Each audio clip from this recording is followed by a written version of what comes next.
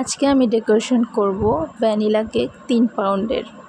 আসসালামু আলাইকুম সবাইকে, নিয়ে চলে আসলাম আর একটা নতুন ভিডিও নিয়ে। এই ভিডিওটা আমার অনেক দিন পর নিয়ে আসা হলো।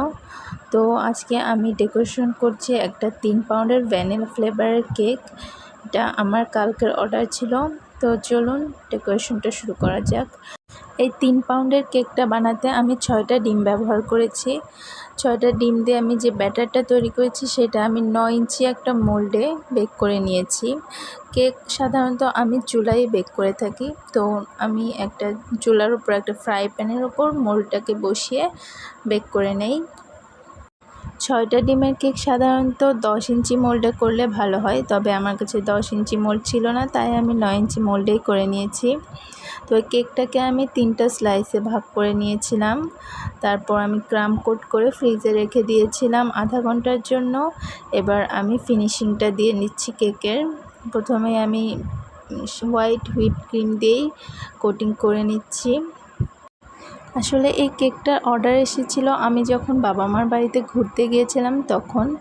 তো আমি আর কেকটার অর্ডার ক্যান্সেল করিনি।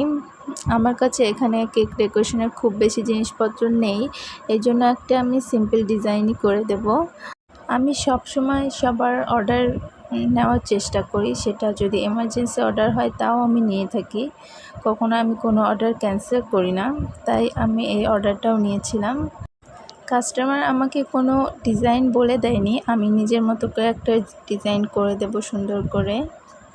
এই কেকটা আমি সকাল 11টার দিকে বেক করছিলাম, করে ঠান্ডা করে ক্রাম কোট করে ফ্রিজে রেখে দিয়েছিলাম, এবং দুপুর 2:30টার দিকে আমি এই কেকটার ডেকোরেশন শুরু করেছি।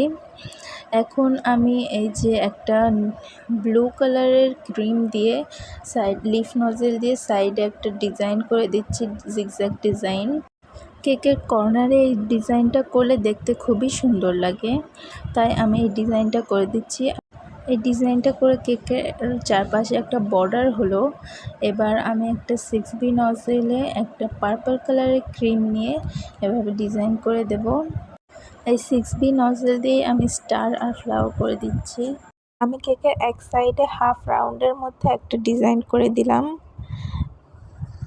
আসলে কেক অর্ডারের সময় কাস্টমার যদি কোনো ডিজাইন না বলে দেয়, তাহলে আমি কেক আইসিং করার সময় ভাবতে ভাবতে একটা ডিজাইন নিজের মতো করে ফেলি।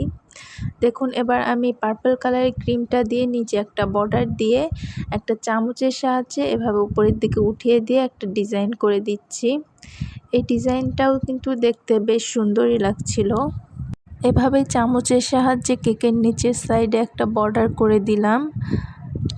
আমি আসলে একটা ডিজাইন করতে করতে মনে মনে ভাবি যে এরপর কি ডিজাইন দেওয়া যায়। তো এভাবে আমি বর্ডারটা দেওয়ার পর ভাবলাম যে ব্লু কালারের ক্রিমটা দিয়ে একটা বো তৈরি করে দেওয়া যাক। তো দেখুন, এভাবে আমি ওই নিচের বর্ডারের ওপরে লিফ নজেল দিয়ে আমি বো টাইপ করে দিচ্ছি। এই বউগুলো কিন্তু করা খুবই সহজ। এই লিফ নজেলটা দিয়ে ওপরের সাইডে 2বার করে চাপ দিলে এই বোটা হয়ে যায়। তো আমি এভাবেই পুরো কেকের চারপাশে একটু ফাঁকা রেখে রেখে বোটা করে দিচ্ছি। বেশি ঘন করলে আবার দেখতে ভালো লাগতো না, এজন্য আমি অল্প একটু করে ফাঁকা রেখেছি। তো দেখুন, আমার কেক ডেকোরেশন পুরো কমপ্লিট হয়ে গেছে।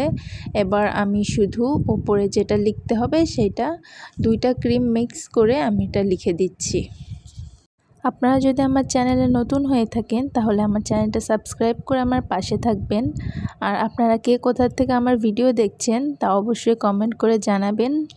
আপনারা কেউ যদি আমার কাছে কেকের অর্ডার করতে চান তাহলে আমার Facebook page cake and cream, ওখানে আপনারা আমাকে মেসেজ দিতে পারেন। আমি থিম কেক সহ যে কোনো ধরনের কাস্টমাইজ কেকের অর্ডার নিয়ে থাকি।